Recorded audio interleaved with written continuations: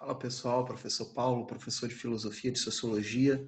Vamos começar hoje uma aula bem densa, né? Até por isso eu dividi essa aula em duas aulas, né? Então a gente vai ver hoje sobre o filósofo alemão Friedrich Nietzsche, tá? Conhecido como Nietzsche. A gente vai ver hoje o pensamento, apresentar esse Nietzsche para vocês. É um cara que vai ser um pouquinho diferente do último filósofo que a gente viu, Schopenhauer, né? Nietzsche vai ser um cara bem crítico, né? Ele vai viver ali no final do século XVII, deixa eu ver aqui. Ele nasce dia 15 de agosto de 1844 na Alemanha e morre 25 de ele nasce 15 de outubro de 844 e morre 25 de agosto de 1900, tá? Então, final do século XVII aí, durante o século XVII, e vai ser um cara que vai tecer muitas críticas. A, a, a, a filosofia dele, ele considera como uma filosofia crítica. Ele vai tecer muitas críticas, principalmente ao cotidiano, à religião, né? Tem a ícone frase aí, Deus está morto, mas a gente vai ver numa próxima aula aí o que exatamente ele queria dizer com isso, né? Ele tem ele critica a moral, ele critica a cultura, filosofia, ciência. Então é um cara, a gente pode dizer que é um cara ranzinza, né? Então Nietzsche, o que a gente vai estudar hoje do Nietzsche vai ser mais essa construção desse pensamento dele, tá? Algumas características desse pensamento. E na próxima aula a gente vê o niilismo, né? Que é sim a filosofia do Friedrich Nietzsche, tá bom? Vamos começar aí,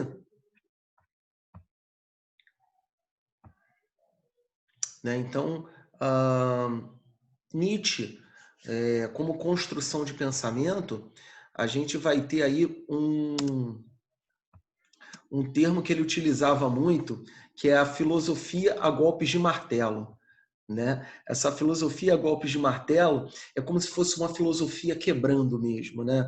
Ele botava para quebrar mesmo, nessa questão da crítica, da de pegar aquilo tudo ali que ele leu, que ele aprendeu, construir um novo modelo. Então ele chamava, esse termo já caiu inclusive em vestibulares de São Paulo, que eu já vi filosofias a golpe de martelo, mas a gente sabe que é essa coisa de você quebrar, de você tá destruindo algumas ideias e construindo outras novas, tá? Nietzsche realizou uma crítica radical e impiedosa da tradição filosófica. Galera, ele vai criticar todo mundo. Mas, professor, ele vai ser igual o Schopenhauer?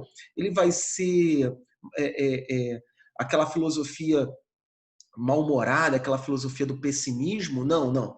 O Nietzsche não. Ele vai ser um cara crítico, mas ele não vai ser pessimista igual o Schopenhauer. Igual o Schopenhauer não existe. Tá legal?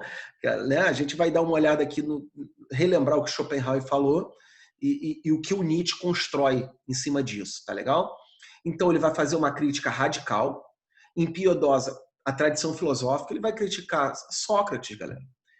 Nietzsche vai criticar Sócrates e dos valores fundamentais da civilização ocidental, construindo um pensamento diferente e original. Então, a base do pensamento do Nietzsche vai ser essa crítica, a crítica a tudo, tá? Aos filósofos, à civilização, né? Tudo que ele está acompanhando e que ele está vivenciando ali naquele momento. Nietzsche também vai ter como característica da sua obra a questão do aforismo, né? Não sei se vocês já estudaram em língua portuguesa, né? O que é o aforismo? É uma máxima, isto é, uma sentença curta que exprime um conceito, um conselho, um ensinamento. Então, Nietzsche utilizava muito isso, frases de efeito. Vocês botarem aí na internet frases de Nietzsche, você vai ver que ele usa muito esse aforismo, tá? Essa coisa de pensar em algo e botar aquela frase de efeito ali para dar aquela aquela marcação, né? Eu até coloquei aqui uma das frases dele: o aforismo e sentença são formas eternas. Orgulho-me de dizer-me, orgulho-me de dizer em 10 palavras o que o outro diz em vários volumes. Então a ideia do Nietzsche é aquela coisa assim, não precisa ser redundante, né? Não precisa ficar escrevendo muito para falar pouco. Então o aforismo para o Nietzsche é essa construção dele, né? De pegar aqueles caras redundantes e mostrar ali de uma forma mais simples, mais sintética, né? Uma construção de pensamento. Tá legal? Vamos lá. Aí, galera, não tem como falar de Nietzsche sem falar da influência de Schopenhauer. Tá? Uma influência a nível de crítica. Na verdade, ele fala assim: eu já li Schopenhauer e agora eu destruo Schopenhauer. Tá legal? Eu entendi Schopenhauer e vou construir outras coisas em cima. Tá? Ele tem influência do Schopenhauer, mas ele não concorda com Schopenhauer. Né? Vamos lembrar, o que Schopenhauer fez? Defendeu que o mundo, né, tudo que o mundo inclui, pode incluir, as coisas são feitas para o sujeito, né? Que o mundo é uma representação, né? Que isso seria uma ilusão para Schopenhauer. Lembra que Schopenhauer falava, além de ele falar que o sujeito ele é importante, né? Como Kant, ele busca Kant, Schopenhauer busca essa questão do sujeito, a representação para ele é uma ilusão, né? A representação para Schopenhauer é uma ilusão, e ele fala que tudo que a gente está vivendo pode não ser verdade, lembra disso? E também, o que é mais importante é a questão da vontade. Aí que Nietzsche vai entrar, tá? No processo de alcançar. Lembra que o Schopenhauer falava sobre a ideia de vontade, que a gente constrói vontades e, na maioria das vezes, essas vontades não são realizadas, isso gera frustração, isso gera tristeza, e para a gente controlar essas vontades, a gente teria que ter duas formas, né? Uma de curto prazo e uma de longo prazo. Longo prazo era negar essas vontades. Isso a gente viu na aula de Schopenhauer, era negar essas vontades através de meditação, através de tentativas a longo prazo de tentar esquecer essas vontades, e a curto prazo o Schopenhauer falava da arte. Lembram disso? Ele falava que a arte, mas era uma arte da época dele, né? A coisa que a gente até vem estudando, uma questão da estética, né? E a arte para o Schopenhauer era a música, né? Era a questão da música, e essa música para o Schopenhauer, ela era música clássica, né? Aquela coisa que ia acalmar e você ia deixar de ter essas vontades. E aí, o que o Nietzsche faz? Por isso que a gente volta um pouco nessa vontade de Schopenhauer, que ele, na verdade, ele contradiz. E ele não é pessimista igual o Nietzsche. Ele fala assim, não, a vontade agora é uma vontade de potência. O que é uma vontade de potência? Ele usa um termo de Schopenhauer, mas ele contradiz Schopenhauer, ele monta outra coisa. Vontade de potência,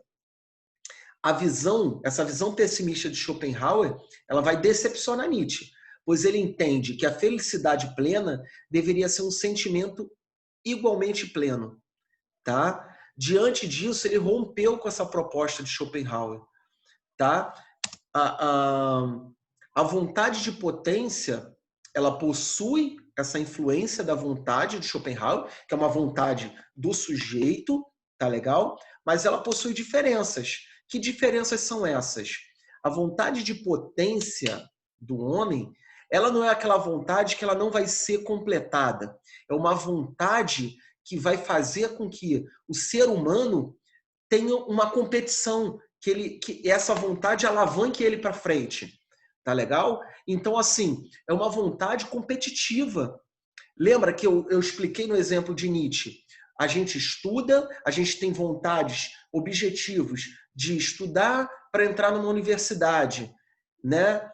Mas o Schopenhauer falava, mas se a gente não entrar, a gente pode ficar triste, essas vontades vão deixar a gente para baixo. O Nietzsche não. Essa vontade, ela vai impulsionar porque a gente estude mais para atingir o objetivo, tá? Sem os quais a vida orgânica não se daria. O Nietzsche fala que essa vontade move a vida orgânica, né?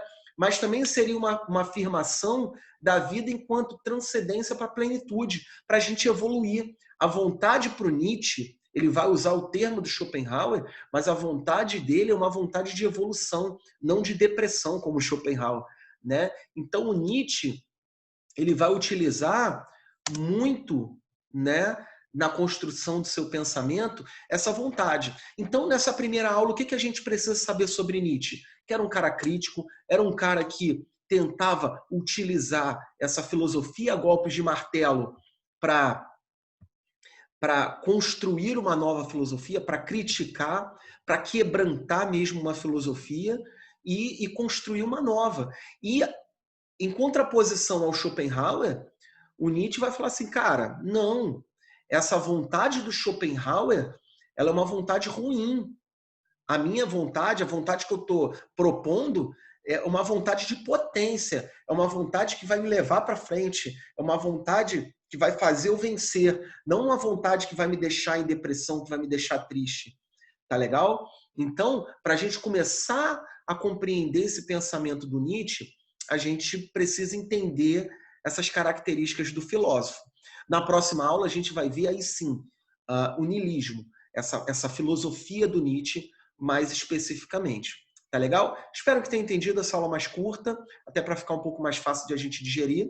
E na próxima aula a gente volta no Nietzsche aí com tranquilidade. Tá legal, gente? Grande abraço, fiquem com Deus.